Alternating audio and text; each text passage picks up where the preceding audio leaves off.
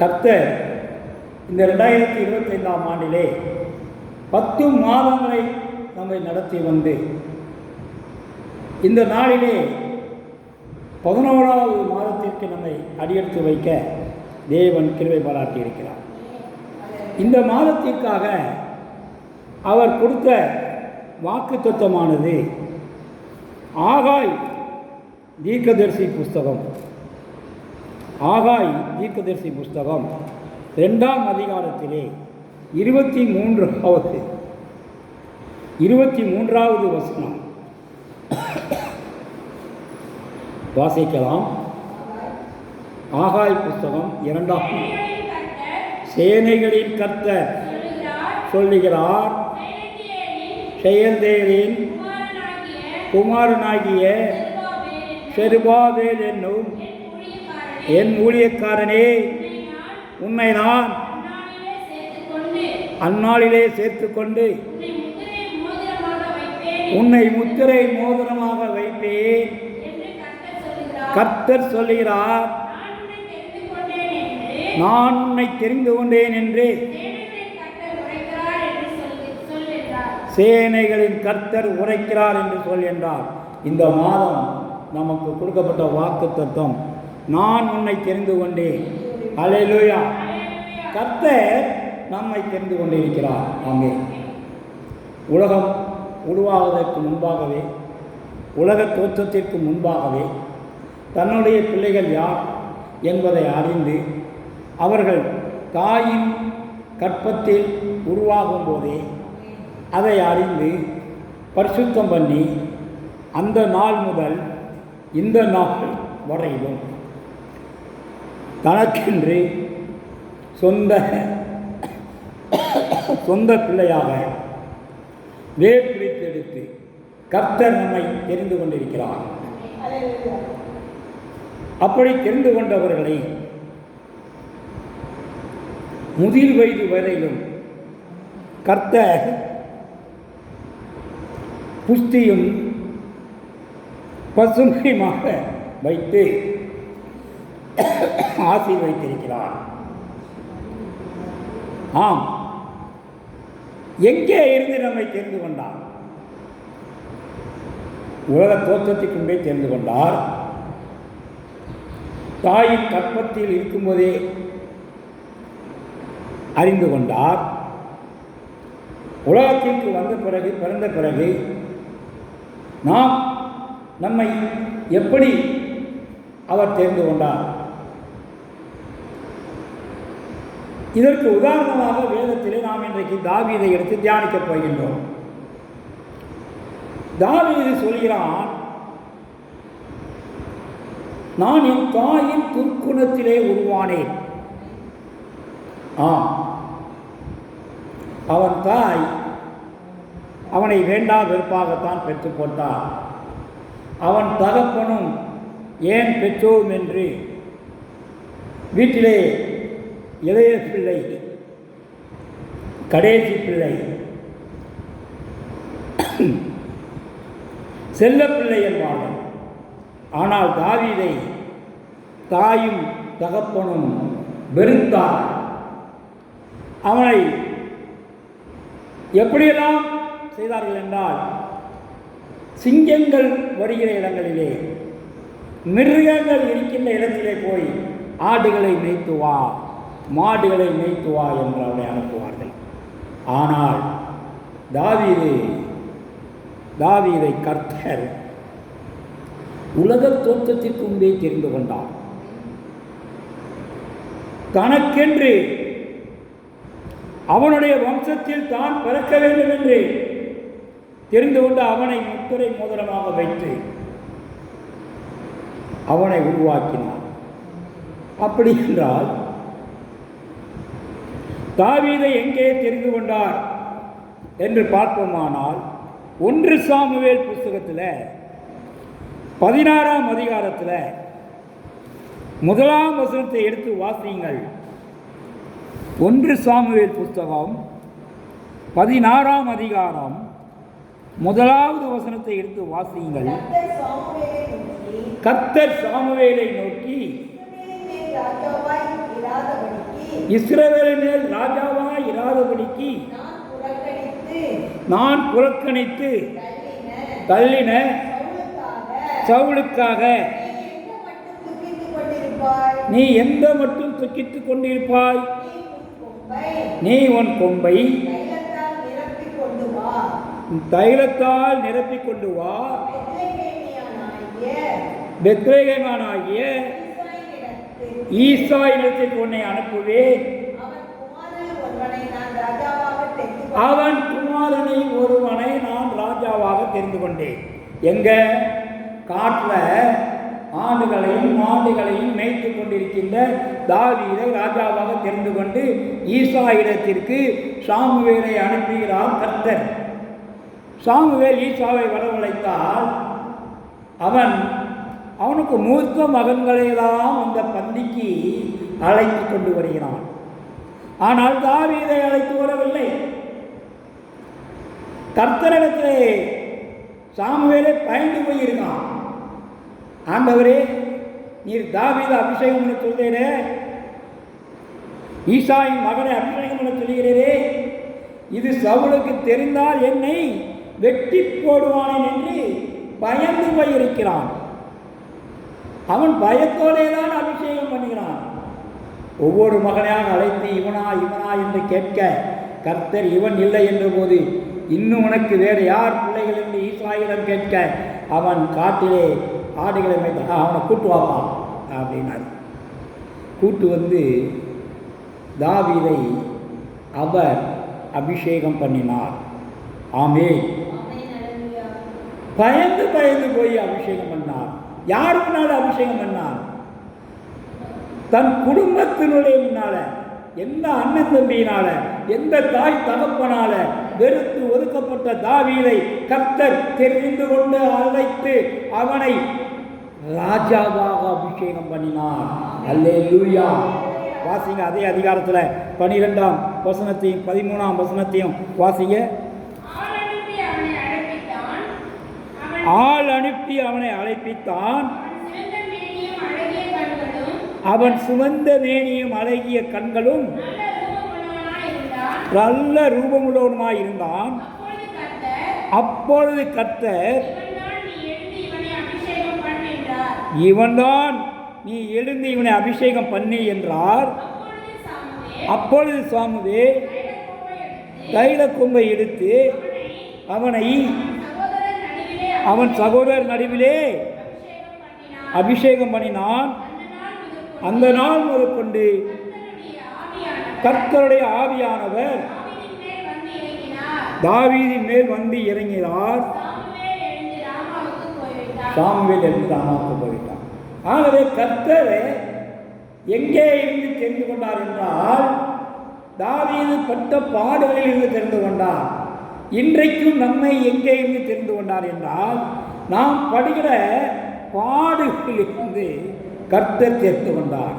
ஏசாயா தீர்க்கதரிசி புத்தகத்தில் 48ஆம் அதிகாரத்தில் 10ஆம் வசனத்தை வாசிங்களேன். ஏசாயா தீர்க்கதரிசி புத்தகம் 48ஆம் அதிகாரத்தில் 10வது வசனத்தை வாசிங்க. இதோ உன்னை புடமிட்டே வெள்ளியை போல் அல்ல. வெள்ளியை எப்படி புடமிடுவாங்க? அக்கினியில வெள்ளியை புடமிடுவாங்க. அதோட அழுக்கெல்லாம் எடுப்பாங்க. ஆனா உன்னை நான் புடமிட்டேன் வெள்ளியை போல அல்ல. என்ன செஞ்சாலே உபத்திரவத்தின் குகையிலே, நம்முடைய பாடுகளிலே, நம்முடைய சோதனைகளிலே, நம்முடைய துன்பங்களிலே, நம்முடைய வேதனைகளிலே கர்த்தர் நாம் உண்மையாக இருந்தபோது நம்மை அவர் தெரிந்து கொண்டார். ஆக இன்றைக்கு தாவீதை அழைத்து எப்படி அபிஷேகம் பண்ணியிருக்கிறாரோ அதே போல இன்றைக்கு நம்மையும் அழைத்து அவர் அபிஷேகம் பண்ணியிருக்கிறார். ஆமென். நீங்கள் என்னை தெரிந்து கொள்ளவில்லை, நான் உங்களை தெரிந்து கொண்டேன். நீங்கள் போய் எனக்கு மகிமையை ஏற்படுத்தும்படியாக கனிகளை கொள்வது தாருங்கள் என்று இன்றைக்கு நம்மை அவர் அபிஷேகம் பண்ணி இருக்கிறார். அதற்காகவே நான் உன்னை தெரிந்து கொண்டேன் என்று நம்மை இன்றைக்கு அழைத்திருக்கிறார். இந்த மாதத்தில் இந்த வாக்கு தத்துவத்தை கொடுத்திருக்கிறார். யோவான் புஸ்தகத்தில் 15ஆம் அதிகாரத்தில் 16வது வசனத்தை வாசிங்களேன்.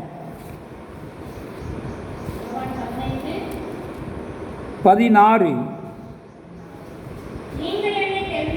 நீங்கள் என்னை தெரிந்து கொள்ளவில்லை, நான் உங்களை தெரிந்து கொண்டேன்.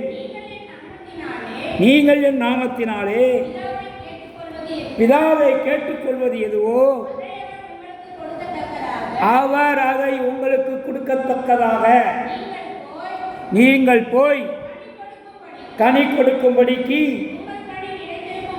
உங்கள் கனி நிலைத்திருக்கும்படிக்கும் நான் உங்களை ஏற்படுத்தினேன். அல்லேலூயா. ஆகவே இன்றைக்கு நம்மை அவர் தெரிந்து கொண்டது, நம்மை அவர் அபிஷேகித்தது, நாம் அவர் நாமத்தினாலே எதை கேட்டாலும் அவர் நமக்கு தர வேண்டும் என்றால் அவருக்கு நாம் போய் கனி கொடுக்க வேண்டும். அந்த அபிஷேகத்தை இன்றைக்கு தந்திருக்கிறார். ஆமென். அல்லேலூயா. ஆகவே இன்றைக்கு கர்த்தர் அபிஷேகம் பண்ணியவர்கள் என்ன செய்கிறார்? தன்னுடைய ராஜ்யத்திற்கு எடுத்துக்கொள்கிறார், ரட்சிக்கிறார். ஆமென். சங்கீதம் 20 6ஆம் வசனம். சங்கீதம் 20 6ஆம் வசனத்தை வாசிங்க.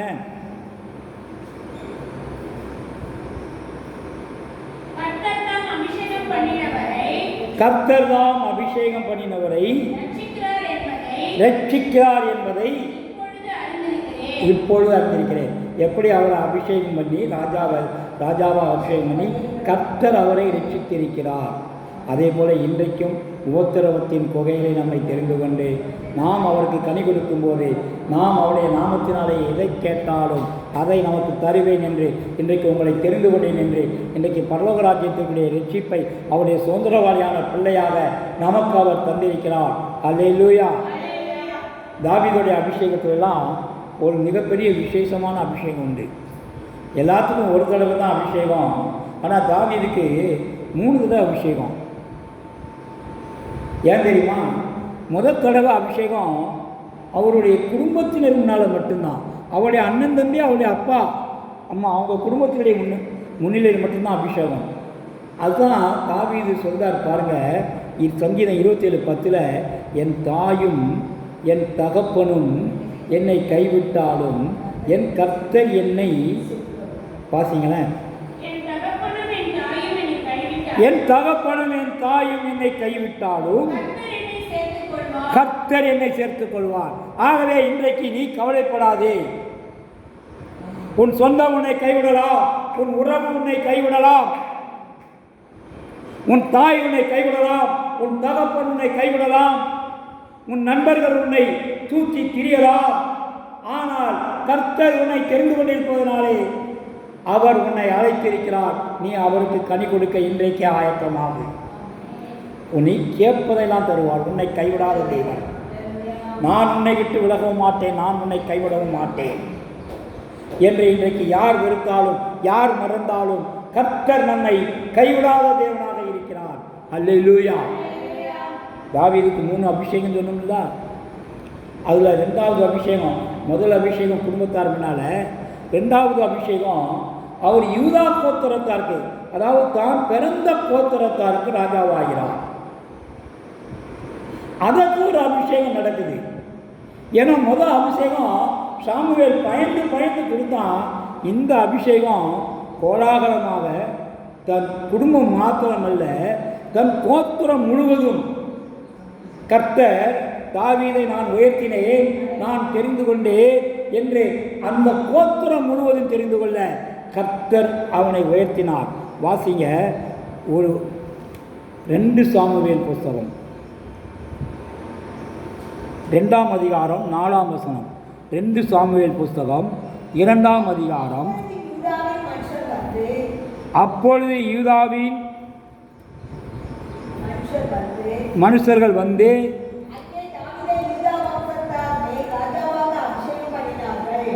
அங்கள் தாவீதை ஈதா வம்சத்தினாரின் மேல் ராஜாவாக அபிஷேகம் பண்ணினார்கள். இது இரண்டாவது அபிஷேகம். மூன்றாவது அபிஷேகம் எங்கே நடக்குன்னு பார்த்தீங்கன்னா, அவர் 7.5 வருஷம் யூதா கோத்திரத்துக்கு ராஜாவாக இருந்துட்டு அடுத்தால பார்க்குறாங்க, எல்லா கோத்திரமும் அவரை ராஜாவாக ஏற்றுக்கொள்ளுது. 12 கோத்திரமும் அவரை ராஜாவாக ஏற்றுக்கொள்கிறது. அதற்கு ஒரு அபிஷேகம் நடக்கின்றது. இது தாவீதுக்கு மூன்றாவது அபிஷேகம். பாருங்க, எல்லா கோத்திரத்தாரும் தாவீதிடத்திலே வந்து, நாங்கள் உம்முடைய எலும்பும் நாங்கள் உம்முடைய சதையுமாக இருக்கிறோம், எங்களுக்கும் நீங்கள் ராஜாவாக இருங்கள் என்று அங்கே அவர்கள் வாழ்த்துவதை 2 சாமுவேல் புஸ்தகம் 5ஆம் அதிகாரத்தில் 1 to 3 வரைக்கும் வாசிங்க. 2 சாமுவேல் 5ஆம் அதிகாரம்.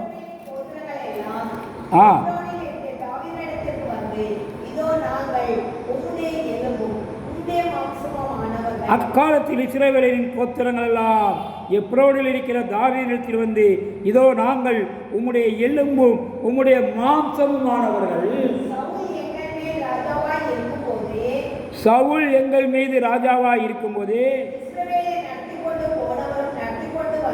இஸ்ரவேலரை நடத்தி கொண்டு போனவரும் நடத்தி கொண்டு வந்தவரும் நீரே. கர்த்தர் என் ஜனமாகிய இஸ்ரவேலை நீ மேய்த்து